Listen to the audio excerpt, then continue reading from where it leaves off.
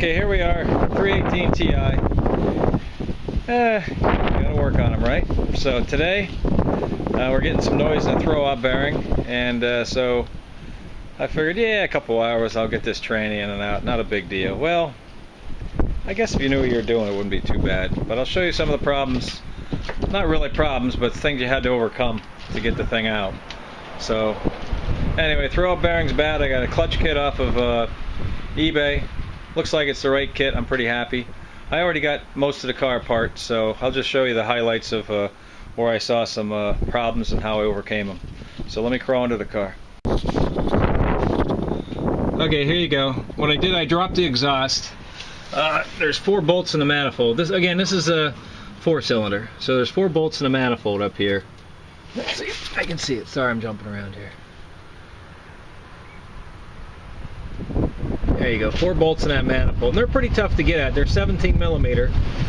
So what I got a stubby box end wrench and a regular 3/8 6-point socket, and I was able to get at them pretty easy. I put a little bit of a break loose or whatever you want to call it, on the threads, and it helped get it off. So that was one of the first problems. I got the drive shaft out of the way. I just took it down in the front, took the carrier bearing off. Really wasn't a big deal at all. That went pretty smoothly.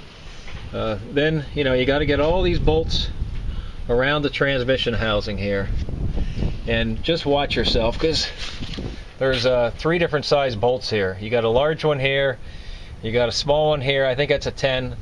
And for the starter, you have those external Torx 11s.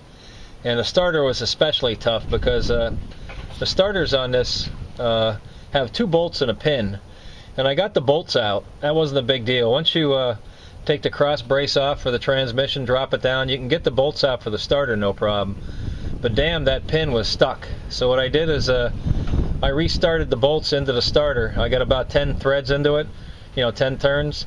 And I hit it from the back side, from the tranny side here. I smacked the extension. And the nice thing with these Torx, they got a head on them, and I should say a washer built into them. So I just beat against it. So I popped the starter out from the back, because otherwise that starter wasn't coming out. And I've done these starters before, and these 318s, and I don't know how, they must be born in there. They're so tough to get in and out of there. But anyway, I put the threads back in there, put the bolts in from the backside, and smacked them from the backside, and that drove that starter forward. So I didn't disconnect the starter. I did take some water hoses and the plenum off the intake manifold. I took the intake manifold off, I guess. No, I just took I just took the throttle body off. Sorry, and to give me a little more access up there. But I'll need it putting that starter back in. You gotta feed it back in there. But anyway, so you can see I got a wrench. I got a wrench on here now. I'm getting ready to take this stuff off. I don't think there's going to be any problems from here on out. Always getting a stupid thing apart's a pain. So I've been messing with this thing since 8 o'clock, and it's about 3 right now. So 8 a.m. It's about 3 p.m. So hopefully I get it buttoned up. If not, I can play on it again tomorrow. So if I see something more interesting, I'll probably take a couple more clips here once I take the pilot bearing out. I'm going to try a couple different ways to get that stupid thing out. So hold on.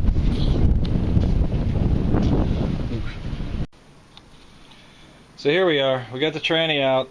We got the clutch going back in. The old clutch wasn't that bad. I don't think it was. I mean, we're getting close to the rivets. Obviously got a kit. Replace the shit, right? But here's what the noise we heard. This is a new throw-out bearing. Come part of the kit. This is the noise when you let the clutch off, or push the clutch in. You'd hear something like that. It sounded like a little bit like a turbo. So it's pretty obvious that it was a throw-out bearing.